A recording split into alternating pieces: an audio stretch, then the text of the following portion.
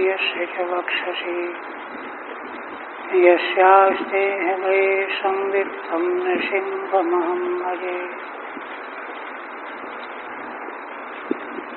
विश्वसर्गविसर्गादि नवलक्षणलक्षितम् श्रीकृष्णाख्यं परं धाम जगद्धाम नमामि तत्।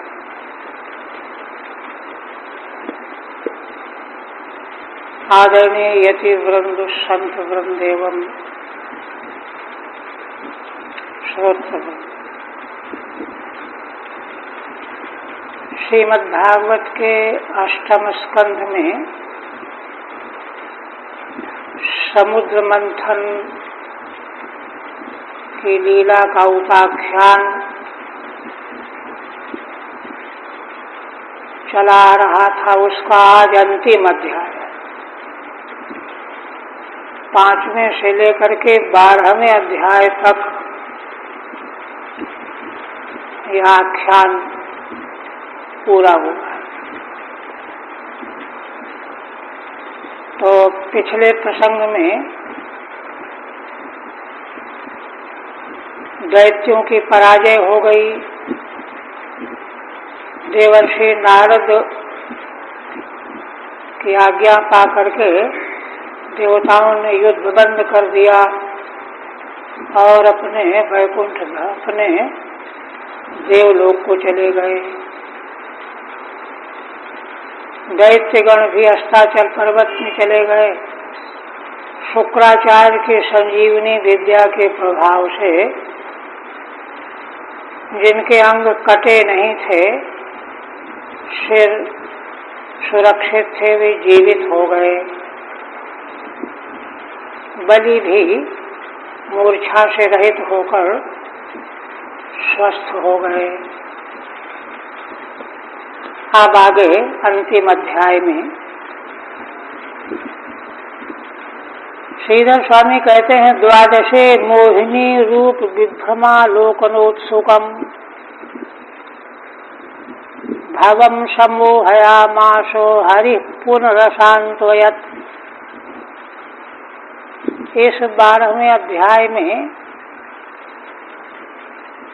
भगवान शिव भगवान के मोहिनी रूप का दर्शन करना चाहते थे। दर्शन का बड़ा औत्सुक्य था।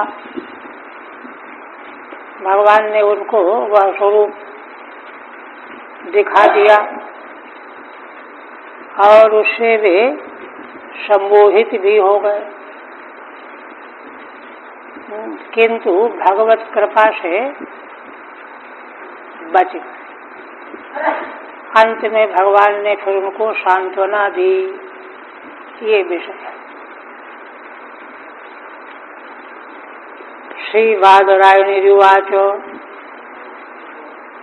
यही है ना? अच्छा, श्लोक में अमूयन्नसुरा विष्णु माया न तदद्भुतम् इति वक्तुं महादेव मोहो अयमुपवर्ण्यते। कोई प्रश्न कर सकता था कि यह प्रसंग यहाँ क्यों लाया गया है, तो उसके समाधान के लिए श्रीधर स्वामी कहते हैं, भगवान विष्णु की माया से मोहिनी रूप बने हुए भगवान, जिसका दर्शन करके असुर लोग विमोहित हो गए।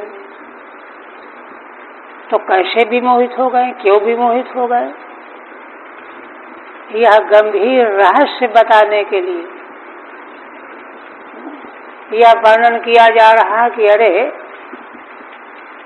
असुरों के मोहित होने में क्या आश्चर्य है, जब भगवान शिव महादेव भी मोहित हो गए।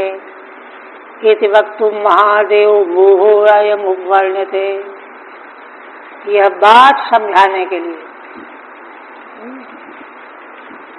शिव विरंचिका मोहई को है बपुरान। ये है भगवान की माया। अच्छा, इसको समझने का एक बहुत बड़ा उत्कृष्ट परिणाम भी, संसारी जीव भी यदि भगवान की माया के इस विमोहकत्व के रहस्य को जान ले तो निष्पाप हो जाए, पाप रहित हो जाए। असल में इस संसार में सजाति विजाति स्वगतादि भेदत्रय शून्य एकमात्र भगवान ही हैं, ब्रह्म ही है। कोई भी वस्तु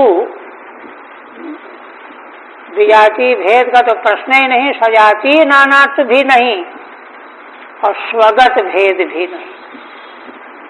स्वगत भेद का अर्थ होता है जैसे एक ही वृक्ष में शाखाएं अलग, डालियां अलग, तना अलग, पत्ती फूल फल अलग, ऐसा भेद भी नहीं है। एक का भीतरी भेद है ना। यह संसार इस प्रकार से भगवत स्वरूप प्रकट दिखाई देने लगा कि कोई दूसरी वस्तु दृष्टिगोचर होनी ही नहीं चाहिए। अगर माया और उसका मोहन और ये सब अलग अलग दिखाई देगा तो गड़बड़। इस तरह से भेदत्व शून्य तत्व का साक्षात्कार करना है। तो भगवान के मार्ग का साधक अगर भगवान की माया की रहस्यमयता दुरूहता को जान जाए,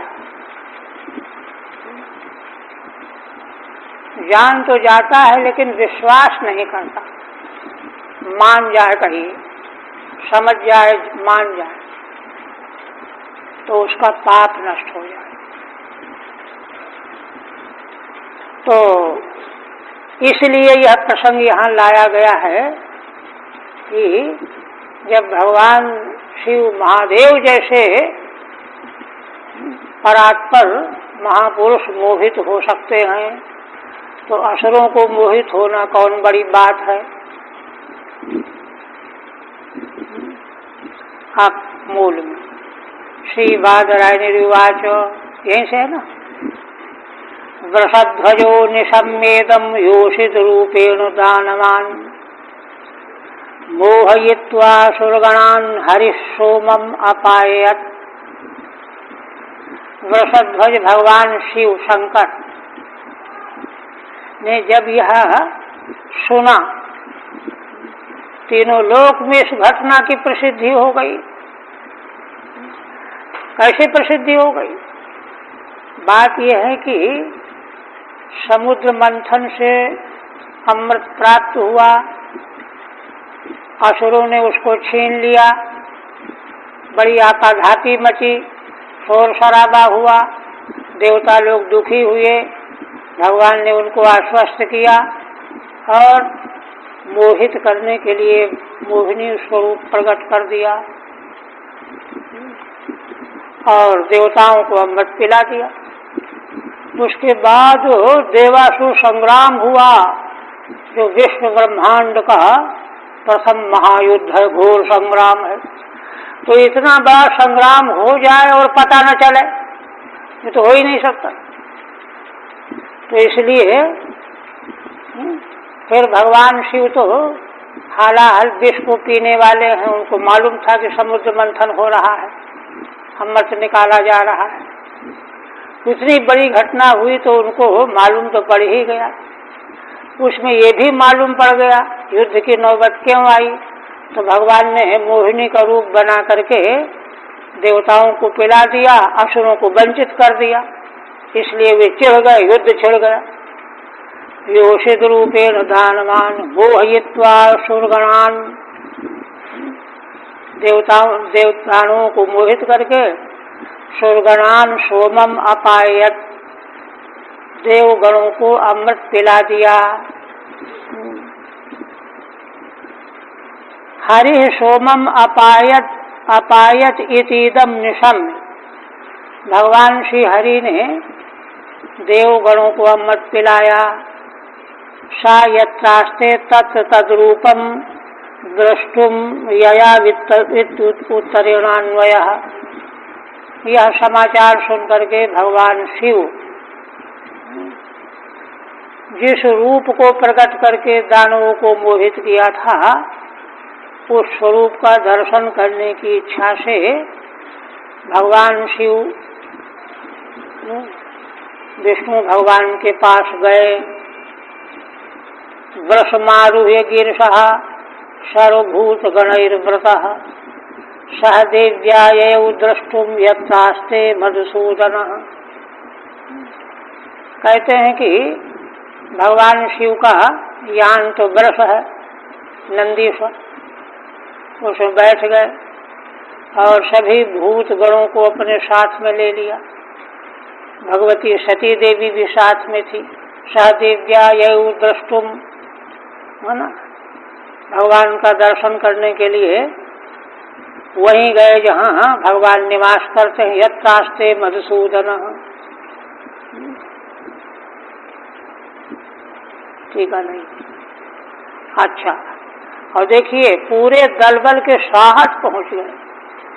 भगवती सती देवी, उनके गण सब चले गए। सभाजितो भगवता सादरम सोमया भवः सोपविष्टः उवाचेदं प्रतिपूज्य स्मयन् हरिम। श्री भगवान के द्वारा देवी उमा के साथ भगवान शिव की बड़ी आव भगत की गई, बड़ा सम्मानित किया गया।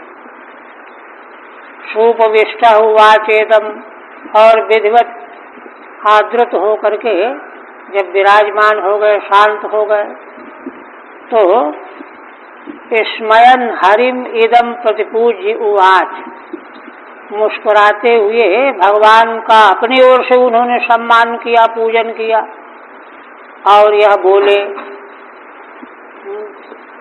सोमया माने उमया सह, उमा के सहित। सा को सा आदेश हो गया है, गुण हो गया है। उमया सा सोमया। क्या कहने लगे? देखिए, भगवान का दर्शन करने के लिए शिव जी गए थे, तो उनके प्रति आदरणीय बुद्धि लेकर के गए थे। इसलिए परात्पर तत्व के रूप में भगवान विष्णु की महिमा का उल्लेख कर रहे हैं। श्री महादेव उवाच, देवदेव जगद्व्यापिन जगदीश जगन्मय सर्वेषामपि भावानां त्वमात्मा हेतुरीश्वरः। भगवान की अद्भुत महिमा को व्यक्त करने के लिए कई संबोधन के पद बोलने पड़े। हे देवों के देव, हे जगत में व्याप्त रहने वाले जगत व्यापी, ये भी संबोधन। हे जगत के नियामक ईश्वर जगदीश, हे जगन्मय, है ना, आप ही विश्व के विश्व रूप में प्रकट हो रहे हैं। 4 संबोधन पद।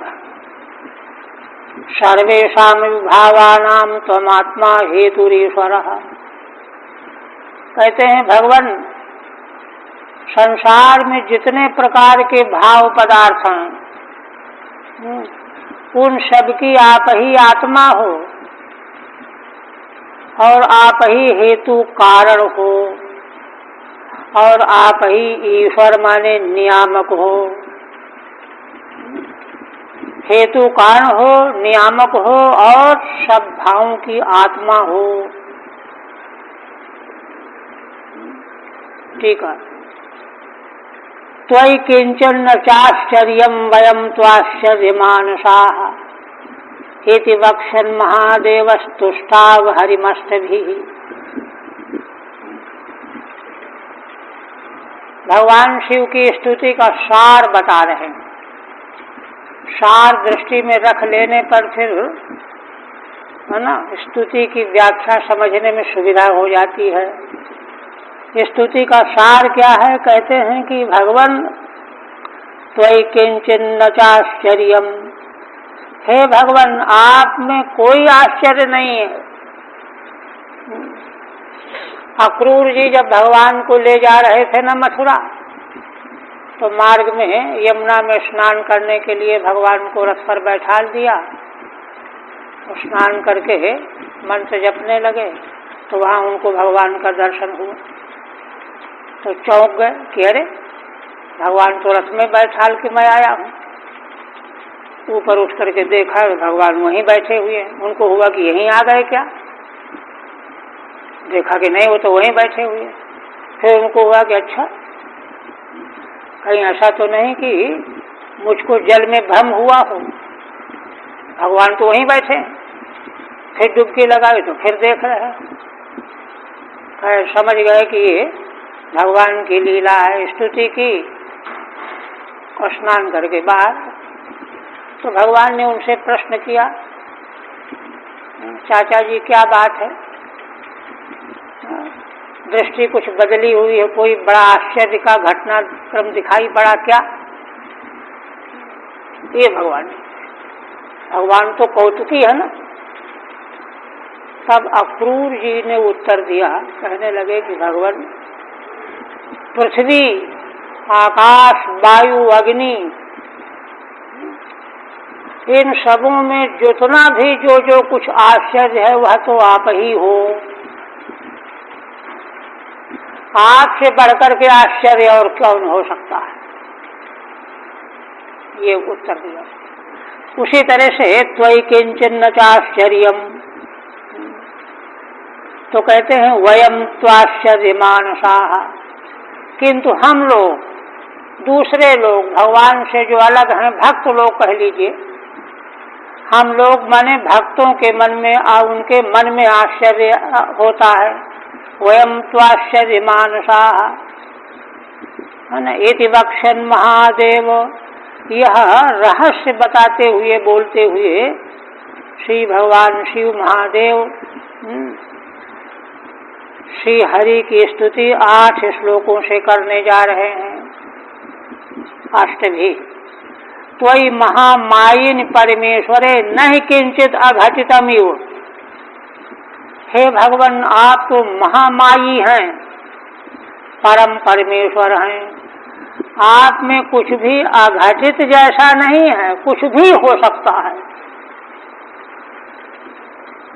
वयम तो परम कौतूहलेन दृष्टुमागताः, किंतु हम तो परम कौतूहल के परवश होकर के देखने के लिए आए हुए हैं। इति बहुधा संबोधयन् स्तौति, इस दृष्टि से संबोधित करते हुए, बहुत रूपों में संबोधन करते हुए स्तुति करते हैं। हे देव देव, देवों के देव, कुतो अहम देवः, तो प्रश्न हो सकता है कि मैं देव कैसे हूँ? इत्यतः हे जगत व्यापिन, दूसरा संबोधन है। क्यों? आप सारे संसार में व्याप्त रहने वाले तत्व हैं। तत्कुतः, ये कैसे? जगत व्यापी कैसे हैं? है ना, हे जगन्मय, क्योंकि आप ही जगन्मय है। जैसे स्वर्ण ही कुंडल बना हुआ है, तो स्वर्ण कुंडल में व्याप्त है ही, उसी तरह से जब भगवान ही जगत बने हुए हैं तो भगवान जगत के कण कण में व्याप्त हैं ही, इसलिए जगत व्यापिन भी हो गया, जगन्मय भी हो गया। और कहते हैं जगन्मय, है ना, तद किम प्रधानम, तो कहते हैं कि सांख्य लोग सारे संसार को प्रकृति का परिणाम मानते हैं, प्रकृति वही प्रधान। तो क्या मैं प्रधान हूँ? कहते नहीं, है ना, ना, हे जगदीश, आप सारे जगत के ईश नियामक हैं। प्रकृति तो उपादान कारण है, आप तो नियामक हैं, प्रकृति के भी नियामक हैं, उपादान के भी नियामक हैं। तच्च कुतः, ये कैसे? तत्र सर्वेषामपि त्वं हेतु अतः ईश्वरः। आप सभी के माने प्रकृति प्रधान के भी आप ही हेतु हो, इसलिए ईश्वर हो।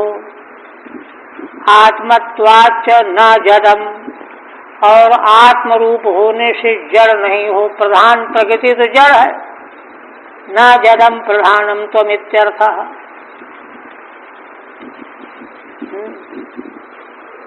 आद्यन्तावश्य यन्मध्यमिदमन्यदहं बहिः यतोऽभ्यसनैतानि तत्सत्यं ब्रह्मचिद् भवान्। कहते हैं कि यदि ऐसी बात है, माने यदि भगवान ही जगतमय हैं तो जगत की उत्पत्ति होती है तो जगत विकारी हो गया, प्रलय होता है तो और विकारी हो गया। तो यदि भगवान जगतमय हैं और जगत विकारी है ही उत्पत्ति और प्रलय वाला होने से, तो भगवान में भी विकार की आपत्ति आ जाएगी। इस शंका का समाधान करते हुए कहते नहीं, आद्यन्तावश्य यन्मध्यम इदमन्यदहं बहिः। आश्य आद्यन्तौ यन्मध्यम, इस संसार के जो आदि में है और अंत में जो रहने वाला है और जो मध्य में भी है ना। इदम पदवाच्य जगत अन्यद अहम बहिः, और इसी तरह से है ना बाह्य जो कुछ है वह अन्य है, किंतु आदि अंत मध्य के रूप में भगवान ही हैं। यतोऽभ्यस्य नैतानि तत्सत्यं ब्रह्मचिद् भवान्। क्योंकि भगवान तो अव्यय है, अव्ययात्मा है। भगवान में जो है आदि अंत मध्य नहीं है, जगत में आदि अंत मध्य है, और वह आदि अंत मध्य जगत का भगवान ही है। अब कोई कहे कि भगवान का भी आदि अंत मध्य होना चाहिए, सो नहीं, वे तो अव्यय है। अव्यय वस्तु की न उत्पत्ति होती है, न विनाश होता है, न रूपांतर होता है। अव्यय का लक्षण ये है, सदसंतु लिंगेषु सर्वासु च विभक्तिषु, है ना, वचनेषु च सर्वेषु यन्न वेति तदव्ययम्। अव्यय उसको कहते हैं। अव्यस्य नैतानि, है ना, ये कुछ भी नहीं है। एतानि माने आदि मध्यांतानि, आदि मध्य और अंत ये अव्यय तत्व में नहीं होते, जगत में हैं, और वे जगत के आदि अंत मध्य भगवान ही हैं। ऐसे तत्सत्यम ब्रह्मचिद् भवान्, ऐसे परमार्थ सत्य सिद्ध रूप ब्रह्म आप हैं। इसलिए आप में विकार की तीनों काल में कोई गंध भी नहीं है। ठीक है।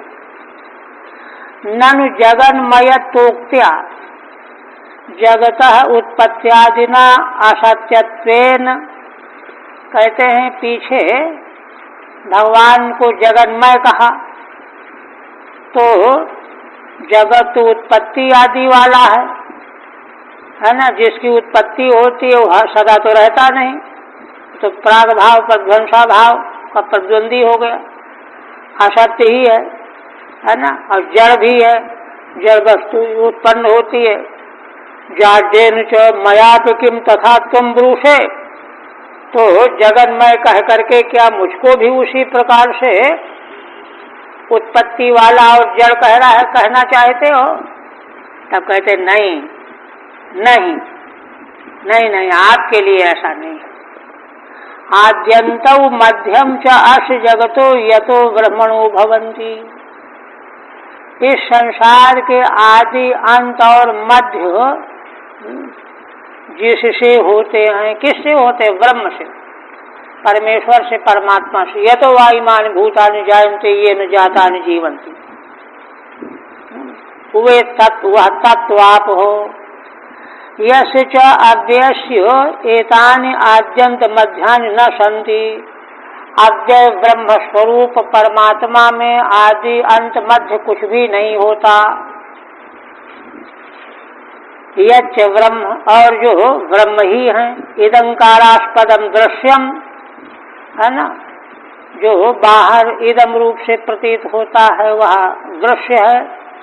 अहंकारास्पदम दृष्टि च, और मैं जगत को देखता हूँ तो अहंकारास्पद दृष्टात्मा है। बहिर्भोग्य मन्य भोक्तृ च, बाह्य जितना संसार प्रपंच है, विषय प्रपंच है, वह तो है भोग्य, और इसका अनुभव करने वाले अहंकारास्पद जो तत्व है वह है भोक्ता। तत्सत्यम च किंचित च चिद्रूपम च ब्रह्मयु भवान।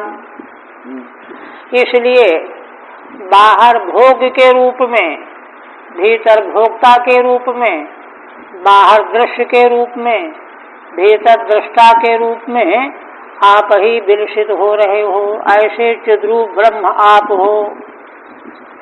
अतो न तव विकारादि शंका इत्यर्थ। इसलिए हे भगवान, आप में किसी प्रकार के विकार आदि की शंका ही नहीं है।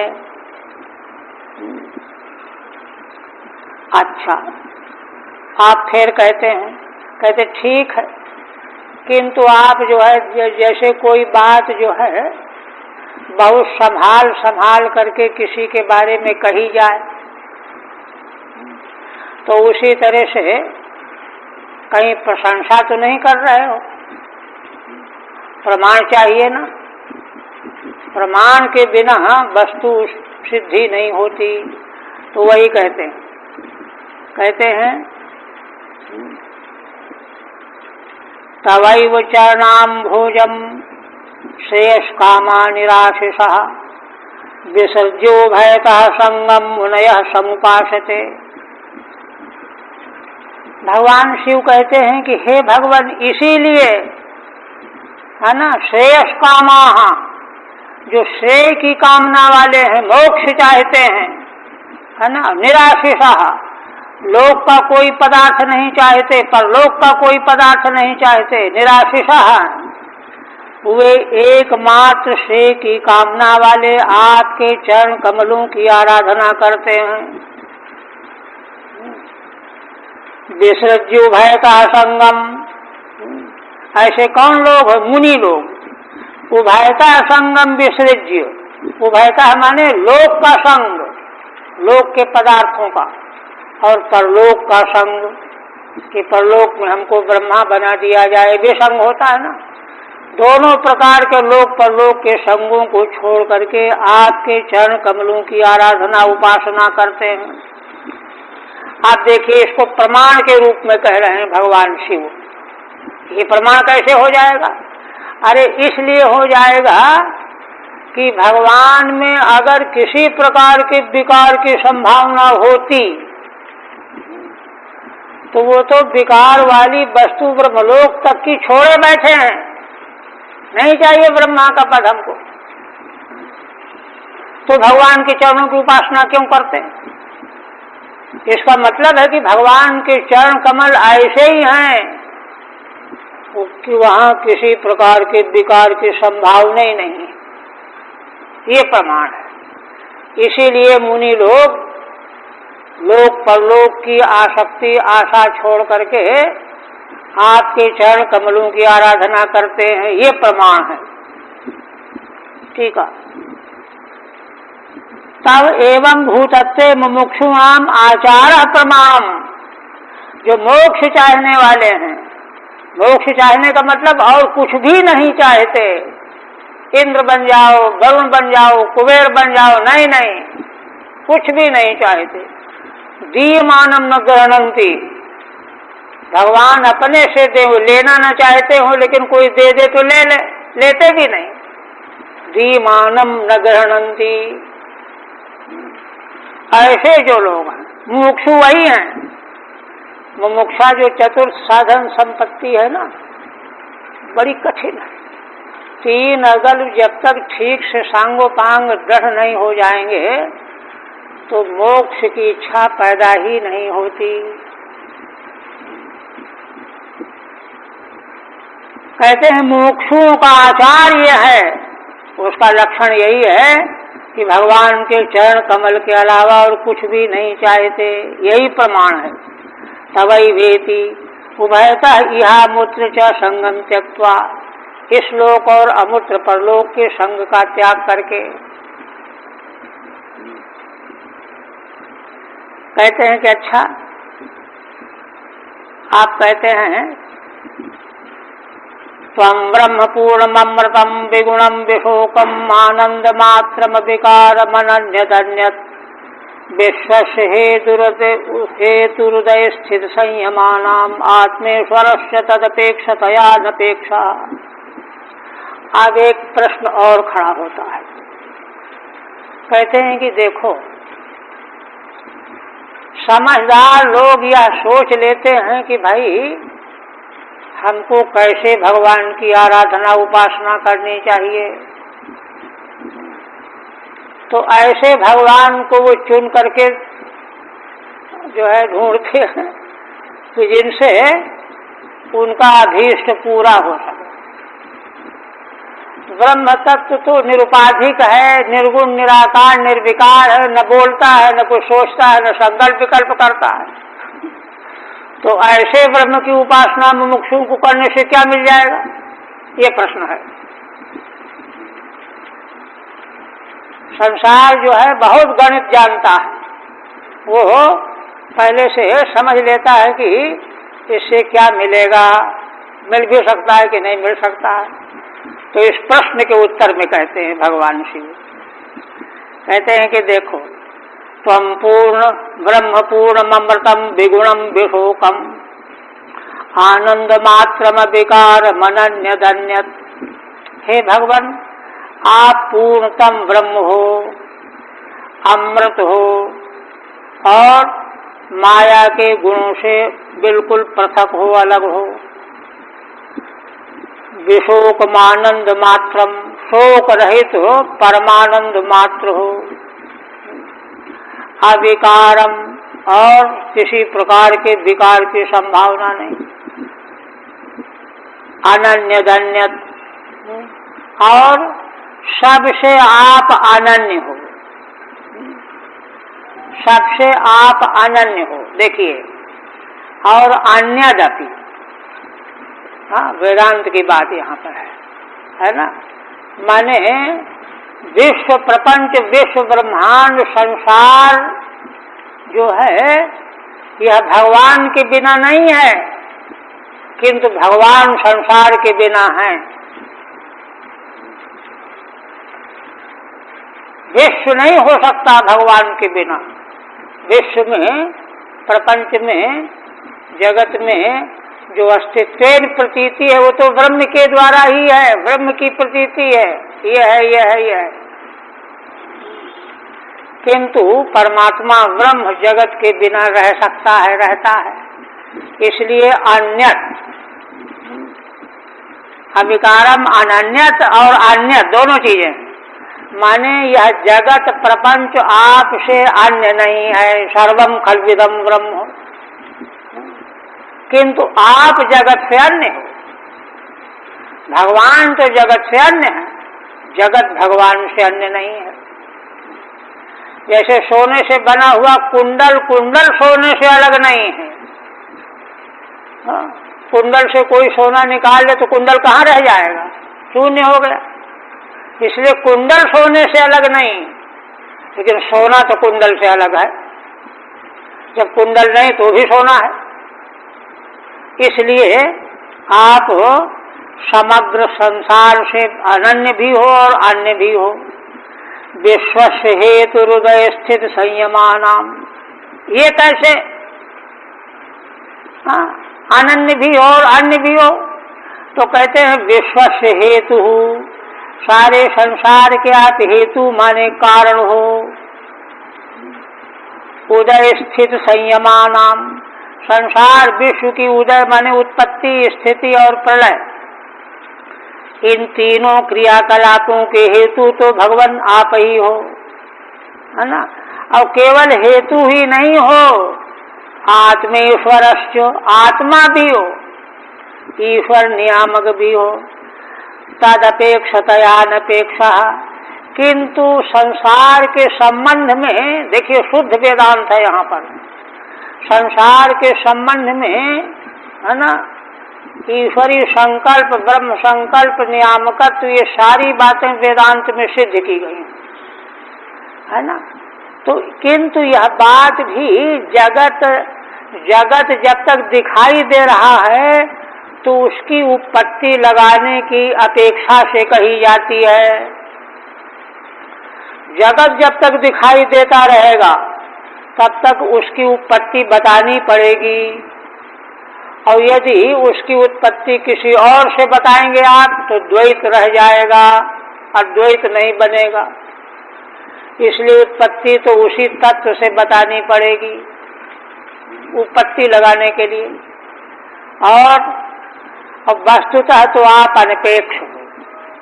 ये तो जब तक अविद्या निवृत्त नहीं हुई है ना, तब तक जगत की व्याख्या व्यक्ति सुनना चाहता है, करना चाहता है, विश्लेषण करना चाहता है, समझना चाहता है जगत कहाँ से आया, मिथ्या होने पर भी कैसे आया, क्यों आया। तो यह जब प्रश्न करेगा तो उसको ब्रह्म तत्व से ही इसकी उत्पत्ति बतानी पड़ेगी, स्थिति तीनों का। तो यह जो कथन किया गया है सापेक्ष कथन है। किसके लिए है? उन जीवों के लिए है जिनको संसार अभी दिखाई दे रहा है। किनको दिखाई दे रहा है? जिनकी अविद्या निवृत्त नहीं हुई है।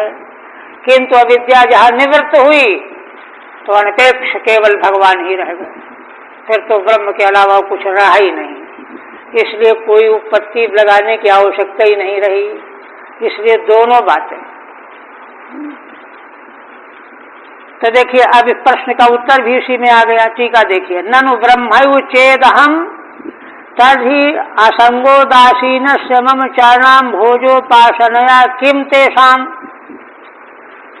है ना, कोई भगवान की ओर से शंका अगर की जाए कि देखो भाई, अगर मैं ब्रह्म ही हूँ तो असंग उदासीन तत्व है ब्रह्म ना, तो मेरे चरण कमल की उपासना से मोक्षों को क्या मिल जाएगा?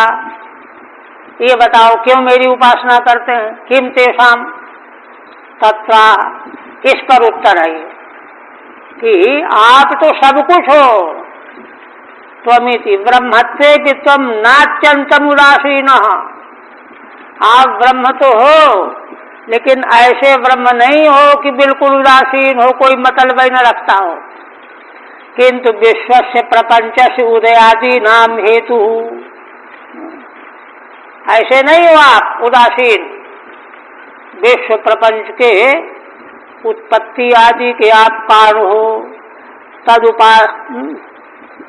तदुपाधीनाम आत्मनाम जीवानाम ईश्वरस्य तत्फलदाता।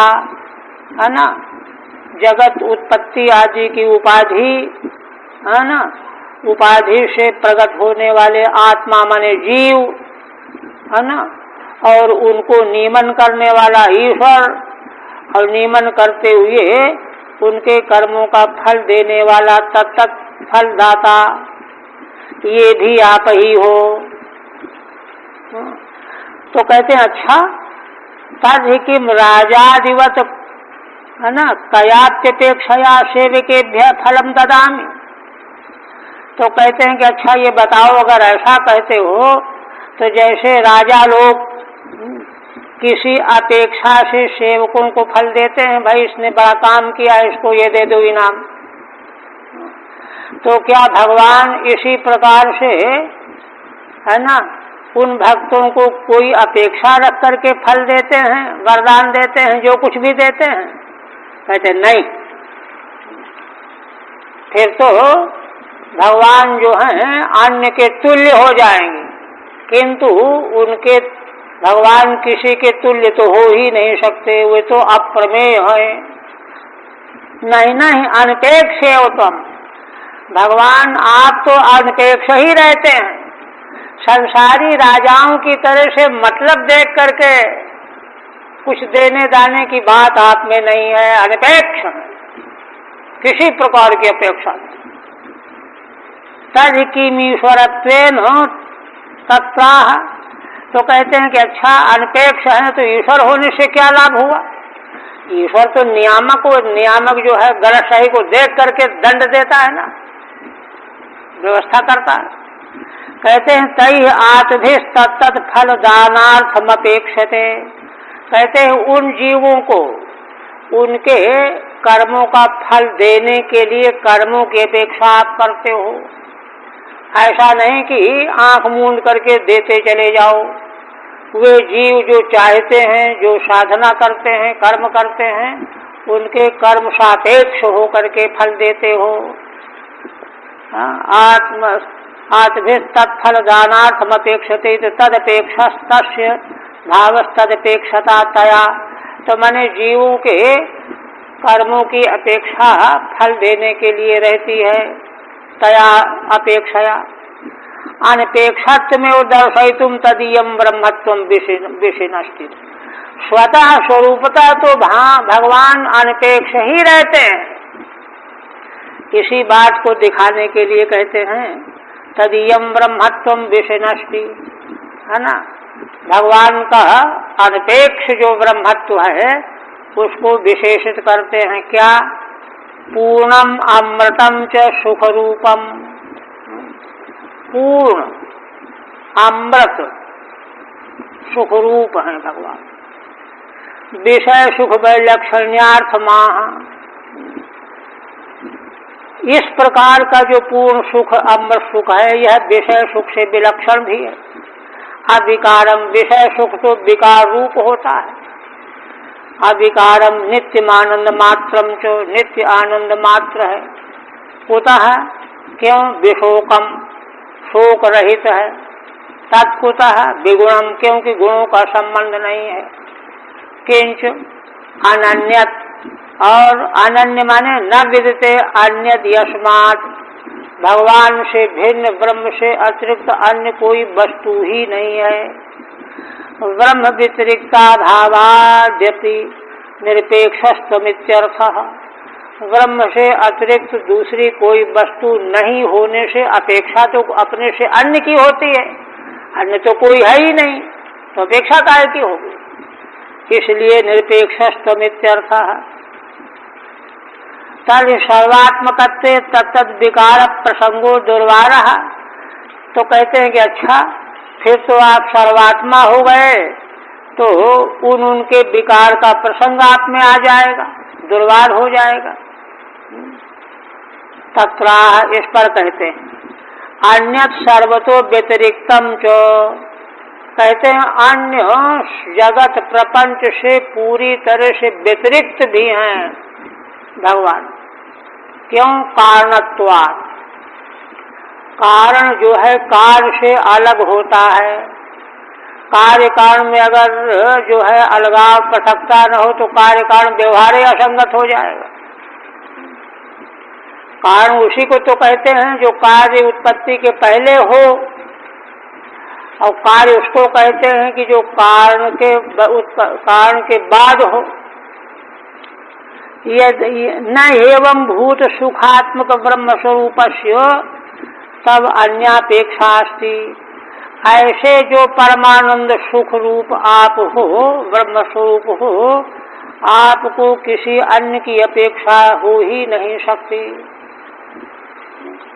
प्रहलाद जी ने अपनी स्तुति में यही तो कहा कि भगवान की जो आराधना करते हैं भक्तजन, तो वह तो भगवान को जो अर्पण करते हैं, बिंब को जो चढ़ाओगे वो प्रतिबिंब में आ जाएगा। तो भगवान को अर्पण किया हुआ पदार्थ वस्तु से स्वयं भक्त ही सुशोभित होने लगता है। भगवान को तो कुछ चाहिए नहीं, अपेक्षा ही नहीं। अतः केवलम भक्तानुग्रहार्थमेव तव ऐश्वर्यम न स्वार्थमित्यर्थः।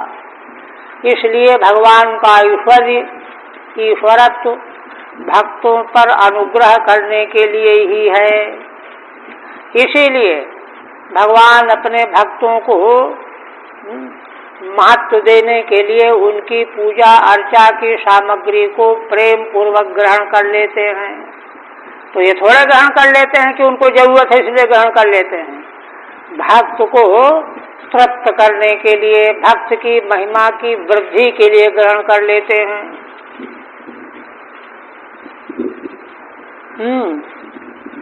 आप कहते हैं एकस्तमेव सदसद्वयमद्वयम् च स्वर्णम कृताकृतमिवेह न वस्तु भेदः अज्ञानतस्त्वयि जनैर्विहितो विकल्पो यस्माद् गुणव्यतिकरो निरुपाधिकस्य। आप किसी ने प्रश्न कर दिया कि अरे ये तो आप हो, है ना, कल्पनावाद की बात करते हो कि भगवान जो है अन्य भी हैं, निरपेक्ष भी हैं और सापेक्ष भी हैं। ये क्या मतलब हुआ? दिन भी है रात भी है तो ऐसी बात हो गई।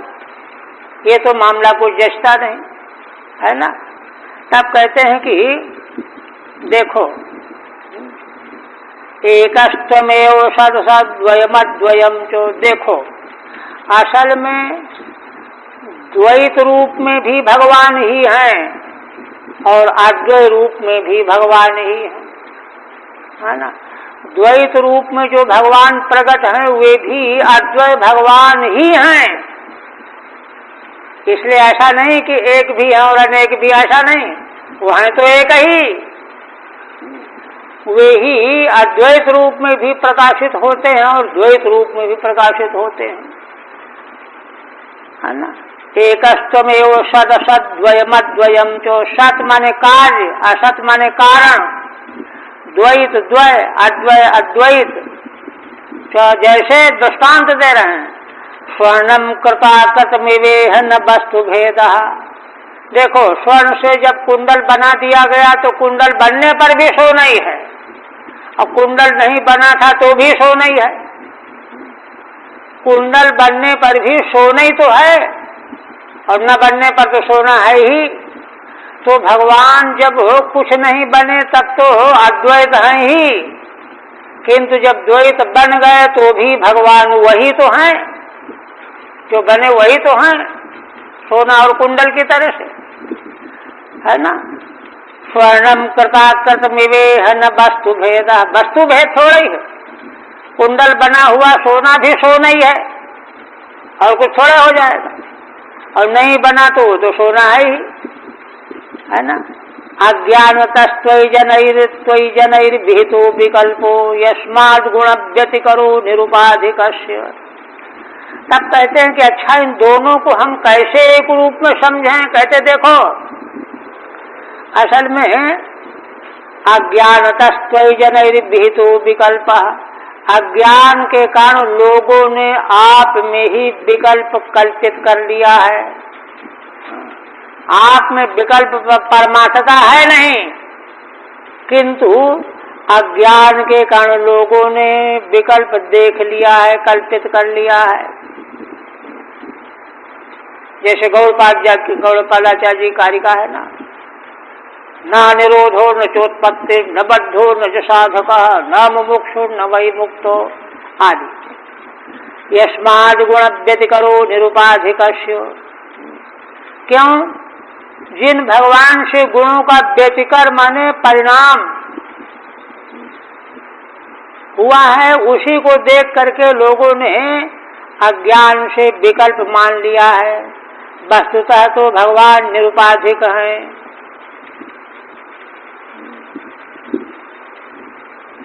ठीक है।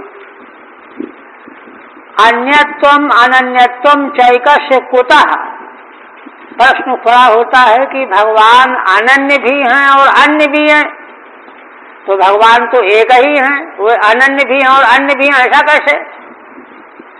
इत्याशंक दृष्टान्तत्वेन उपादे, दृष्टांत के द्वारा उपादन करते हैं।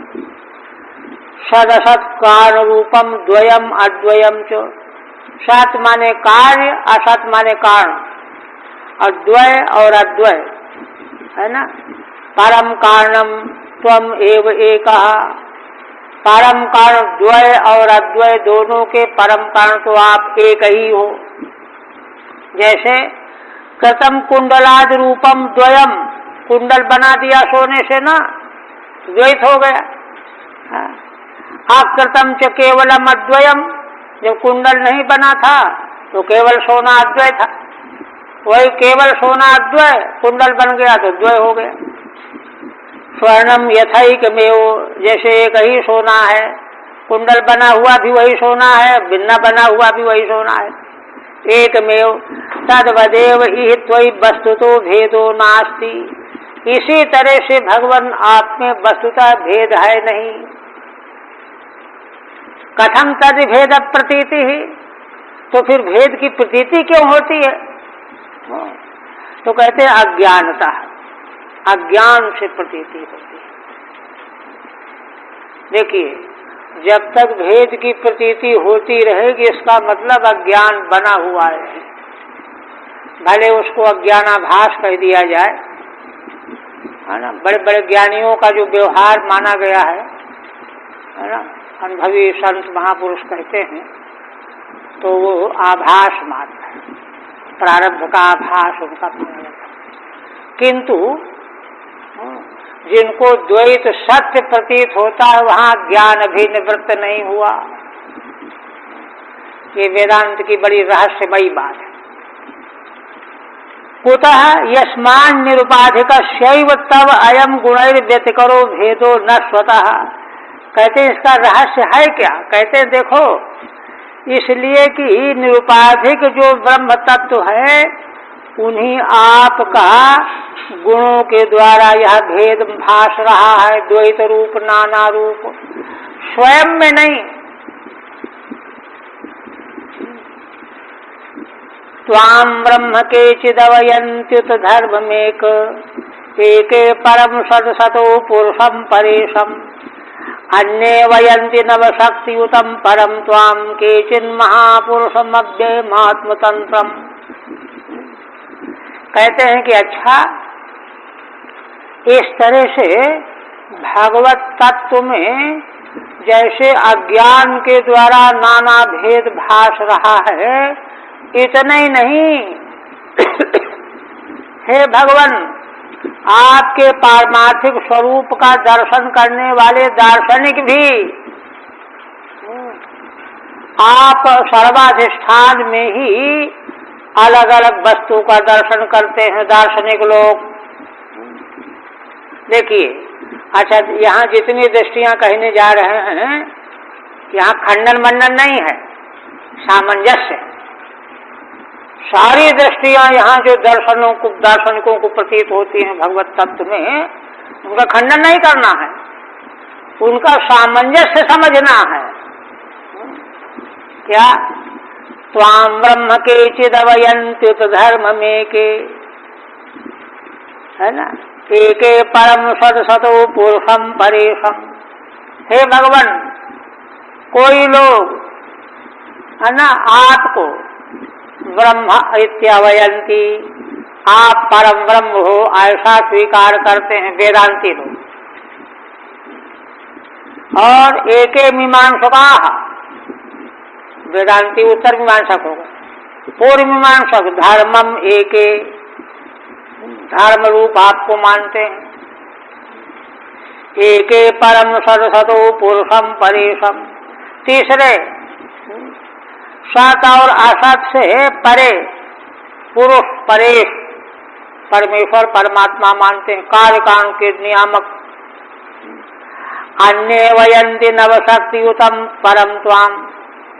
और दूसरे लोग चौथे कौन, है ना, नाग पांचरात्रागम के उपासक, पद्धति से उपासना करने वाले वैष्णवाचार्य, नव शक्तियों से युक्त आपको दर्शन करते हैं।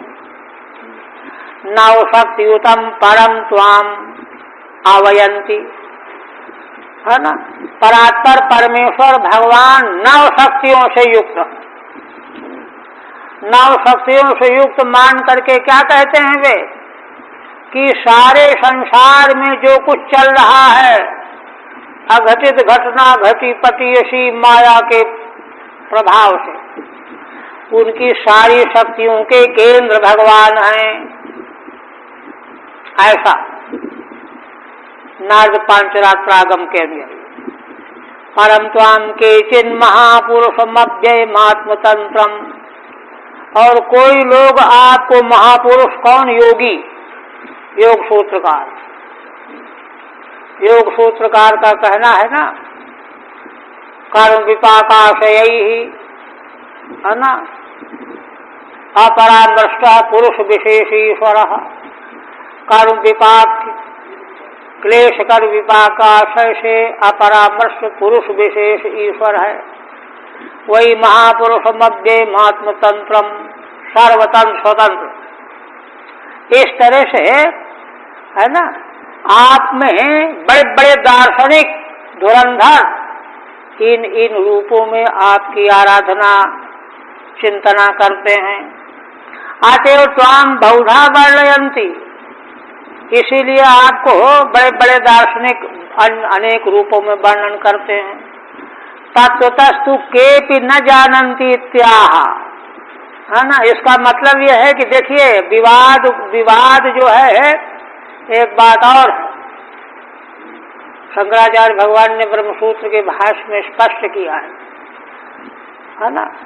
ज्ञान वस्तु तंत्र होता है, वस्तु में विकल्प संभव नहीं है। रज्जू में कोई सो देखता है कि सर्प है, कोई देखता है कि भूछिद्र है, कोई देखता है कि माला है, कोई देखता है कि दंडा है, किंतु रज्जू में रज्जू बुद्धि यथार्थ बुद्धि है और सब भ्रमंत बुद्धि है, विकल्प संभव नहीं। इसी तरह से जहाँ अध्यास की सिद्धि के बारे में चर्चा की है भाष्यकार ने, अर्थात तो ब्रह्म जिज्ञासा सूत्र की व्याख्या भाष्य में है, वहाँ जिज्ञासा के बारे में प्रश्न उठाया है कि ब्रह्म यदि ज्ञात है तो जिज्ञासा नहीं हो सकती, ज्ञात विषय जिज्ञासा होती ही नहीं। सामने घड़ा हम देख रहे हैं तो उसको क्या, कौन पूछेगा क्या है ये, देख ही रहे हैं, क्या पूछना है।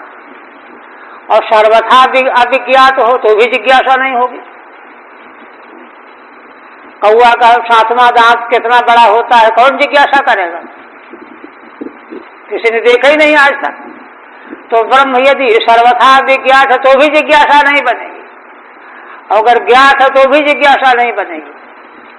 तो वहां भाष्यकार ने समाधान किया, कहा कि देखो, सामान्यतया ब्रह्म ज्ञात है किंतु विशेषतया ज्ञात नहीं, इसलिए विशेषतया ज्ञात न होने से सामान्यतया ज्ञात होने से जिज्ञासा बनेगी।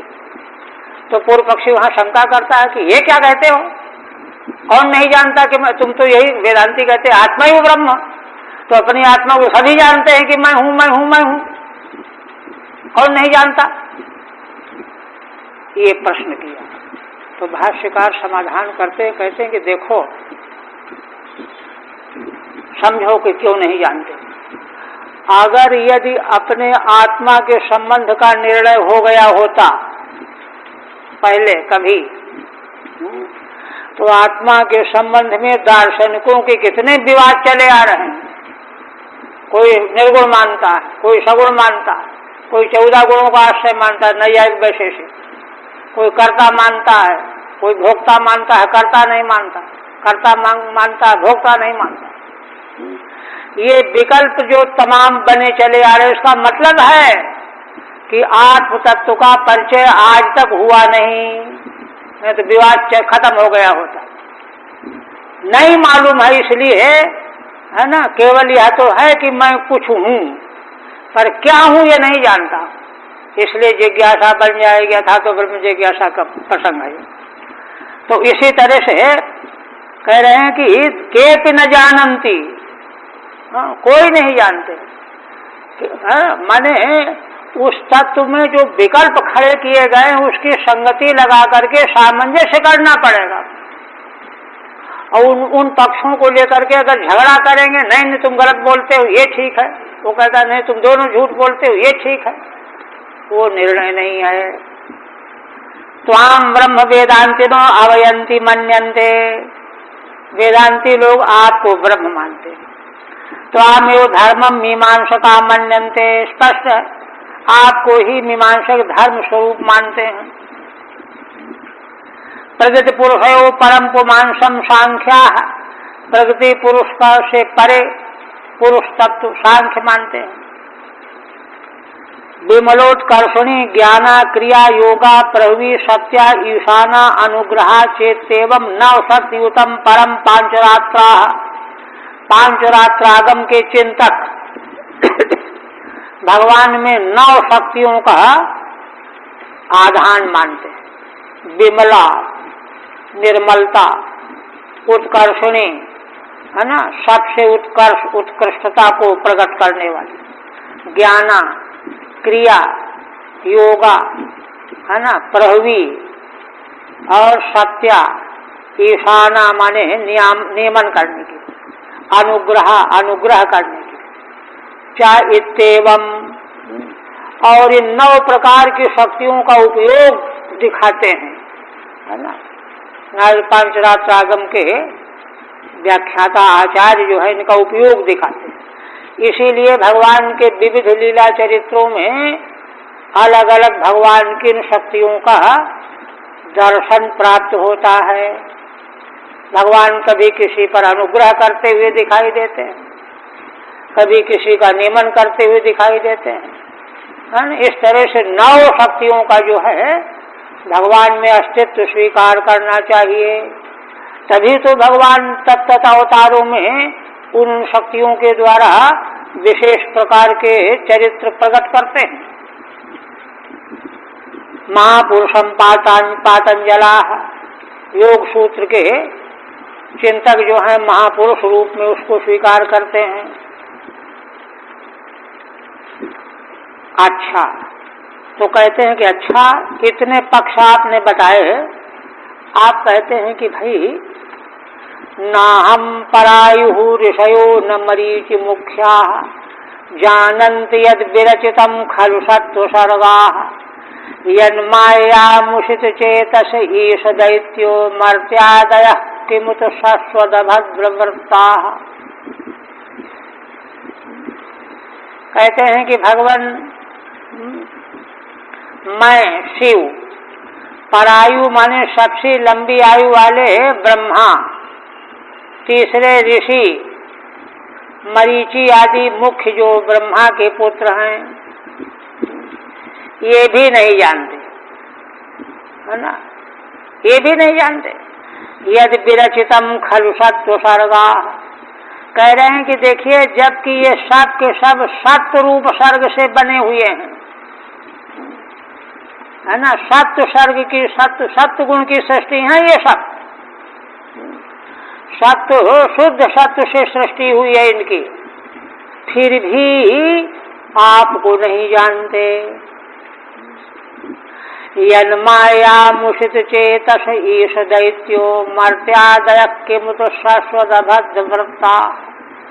फिर भगवान जो लोग आपकी माया से जिनका चित्त चोरी कर लिया गया है ना, अपहृत हो गया है, हे ईश वे दैत्य हम मर्त्य मरण धर्मा मनुष्य आदि भला कैसे जान सकते हैं? अगर ये न जाने तो इसमें कौन बड़ा आश्चर्य है? क्यों कि मुझे शाश्वत अभद्रवृत्ता, ये तो निरंतर अभद्र आचरण करने वाले हैं। शाश्वत माने निरंतर दैत्य, ये सब अभद्र आचरण कर, अभद्र आचरण माने रजोगुणी तमोगुणी, रजोगुणी तमोगुणी भावना वासना से भाषित आचरण करने वाले हैं। अगर ये नहीं जानते हैं तो इसमें कोई आश्चर्य की बात नहीं है। परायु ब्रह्मा सत्व सर्गा सत्व गुणेन सृष्टा आति, सत्व गुण से ये सृष्ट हुए रचे गए। अति येन त्वया विरचितम विश्वमपि खलु तत्वतो न जानन्ति। ऐसे सत्व से सृष्ट होने पर भी आपके द्वारा विरचित इस विश्व के रहस्य को भी नहीं जानते, तत्वतः न जानन्ति। किम पुनस्त्वाम, देखिए कैमुतिका न्याय से कहते हैं जब आपके द्वारा रचित तत्व विश्व को नहीं जानते तो आपको भला क्या जानेंगे? किम पुनस्त्वाम, हे ईश अभद्रम राजसम तामसम च वृत्तम उत्पत्ति ये शांते, जिनके रजोगुणी तमोगुणी व्रत हैं, जीवन है, आचरण है, ते न जानन्ति किम वक्तव्यम, वे नहीं जानते हैं इसमें तो कहना ही क्या है, वे जान भी कैसे सकते हैं। फिर कहते हैं सत्वम समीहित मदः स्थित जन्मनाशम भूते हितम च जगतो भवबंध मोक्षौ वायुर्यथा विशति खम च चराचराख्यम सर्वम तदात्मकतयावगमो वरुण से। फिर कहते हैं सत्वम समीहित मदः स्थित जन्मनाशम, किंतु कहते हैं कि भगवान आप सबको जानते हैं, है ना। सत्वम समीहितम, अदह माने यह जो संसार है इसकी उत्पत्ति स्थिति और प्रलय एक, और भूते हितम, प्राणियों की चेष्टाएं, जीव क्या करता है क्यों करता है, और जगतः भवबंध मोक्षौ, है ना, बंधन मोक्ष और जगत की उत्पत्ति ये भी आप जानते हैं। जीव मात्र के इन सब व्यवहारों को आप जानने वाले हैं। कहते कैसे जानते हैं, वायुर यथा विशति खम च चराचराख्यम, जैसे वायु समग्र आकाश के भीतर प्रवेश किए हुई है, कोई कोना आकाश का ऐसा नहीं जहां वायु न पहुंचा हुआ हो।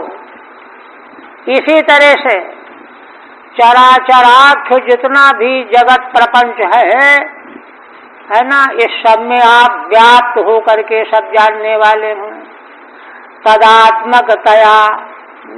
तदात्मकतया माने चराचर सारा विश्व प्रपंच, तदात्मक माने आपका ही तो रूप है।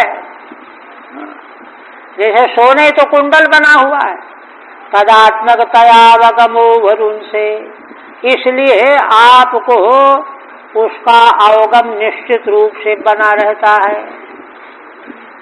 माने अवगम रूप, अवगम माने अवगम्यते असौ अवगम ज्ञान रूप, ठीक है। किंतु त्वम तत्सर्वम जानासि, है ना, और कोई आपके रहस्य को नहीं जानते, किंतु आप तो सब कुछ जानते हैं। सत्वम सर्वम और उनसे, है ना, क्योंकि सब कुछ को आप व्याप्त किए हुए हैं। सर्वमाव्रत तिष्ठति व्यापनोषि जानासि, है ना। किम तत्सर्वम, है ना, वह सर्व क्या है जिसको व्याप्त करके भगवान जानते हैं। कहते हैं समीहितम स्वकृतम अदह, माने यह आपका ही स्वकृत चेष्टा है।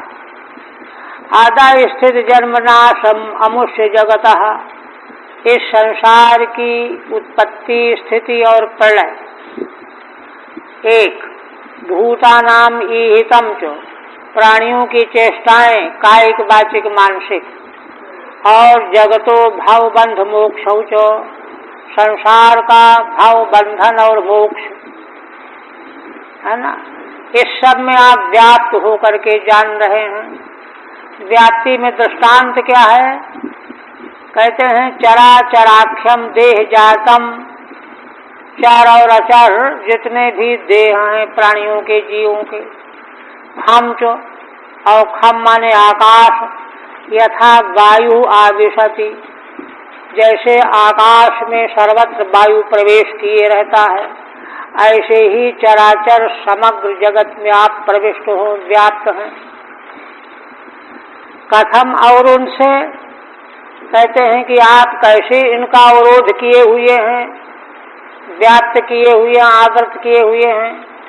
तदात्मकतया, तदात्मक होकर के, ये तदात्मक होकर के, जगदात्मक होकर के, तस्य सर्वस्य आत्मतया, सबके आत्म रूप होकर के, जैसे कुंडल आदि आभूषण का आत्मा स्वर्ण है, ऐसे भगवान सर्वात्मा है, है ना। आत्मत्व कैसे हैं? आत्मत्व हेतु। देखिए आत्मत्व कैसे भगवान है। तो देखिए आत्मत्व का बात कहते हैं अवगमो ज्ञान रूपैति। भगवान असल में ज्ञान रूप में समग्र चर अचर में व्याप्त हैं। पदार्थों का, वस्तुओं का जो ज्ञान हो रहा है तो वह ज्ञान रूप में भगवान ही की ही व्याप्ति मालूम पड़ रही है। जैसे पदार्थों में है ना अस्थि भाति प्रिय, अस्थि रूप में घट है पट है, तो अस्तित्व रूप की जो पदार्थों में प्रतीति हो रही है ब्रह्म की है। प्रकाशते यह भी प्रतीति ब्रह्म की है, आदि आदि। तो इसलिए अवगमो ज्ञान रूपैति एवं स्तुत्वा प्रस्तुतम विज्ञापयति। इस तरह से भगवान की स्तुति है ना महादेव जी ने की। अब प्रस्तुत जिस कौतूहल के लिए यहाँ आए हुए हैं उसको, उसकी प्रार्थना करने जा रहे हैं। क्या कहते हैं? अवतारा मया दृष्टा रममाणस्ते गुणैः सोहम तद्द्रष्टुमिच्छामि यत्ते योषित वपुर्धृतम्। हे भगवान, आपने जितने अवतार आपने धारण किए गुणों को लेकर के रमण करते हुए, उन सभी अवतारों को मैंने दर्शन किया है, अर्चा पूजा की है। अभी अभी हाल में आपने जो एक अवतार और ग्रहण किया, सोहम तद्द्रष्टुमिच्छामि यत्ते योषित वपुर्धृतम्। आपका मैं वह अवतार भी दर्शन करना चाहता हूँ जो आपने स्त्री का शरीर धारण किया है। एवं स्तुत्वा प्रस्तुतम विज्ञापयति अवतारा इति द्वाभ्याम। 2 श्लोकों से प्रार्थना करते हैं कि जो है आपने ऐसा स्वरूप बनाया है ना। और कहते ये न सम्मोहिता दैत्या पायिताश्चामृतम सुराः तद्दृक्षव आयाताः परम कौतूहलम हीनः।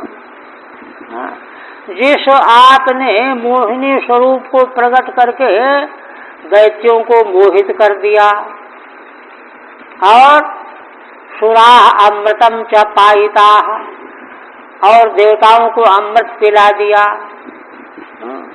ये दोनों काम हो पाए। अगर भगवान वह स्वरूप प्रकट न करते तो मुश्किल हो जाता। तद्दृक्षव आयाता, उसी का दर्शन करने के लिए कि आपका वह कैसा अवतार स्वरूप था। परम कौतूहलम हीनः, हम लोगों को उसके संबंध में बड़ा कौतूहल बना हुआ है। ठीक है। तब श्री सुखवाच, भगवान सुखदेव जी बोले, एवं अभ्यर्थितो विष्णुर्भगवान् शूलपाणिना प्रहस्य भाव गंभीरम गिरिशम प्रत्यभाषत। भगवान सुखदेव जी कहते हैं कि राजन देखो, इस प्रकार से शूलपाणी भगवान ने भगवान की स्तुति की, प्रार्थना की। देखिए यहाँ अर्थ को संभल के लगाना चाहिए, है ना।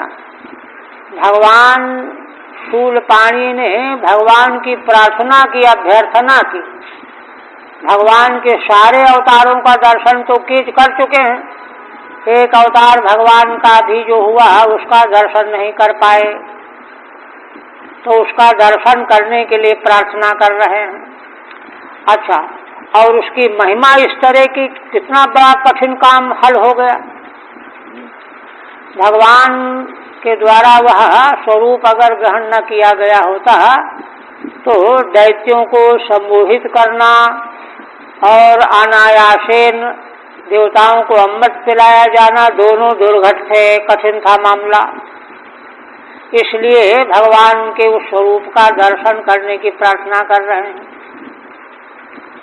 प्रहस्य भाव गंभीरम गिरिशम प्रत्यभाषत। तब भगवान उनकी इच्छा प्रार्थना को सुन करके और गंभीर भाव पूर्वक मुस्कुराते हुए शिव जी से कहने लगे। श्री भगवान वाच, भगवान क्या कहते हैं?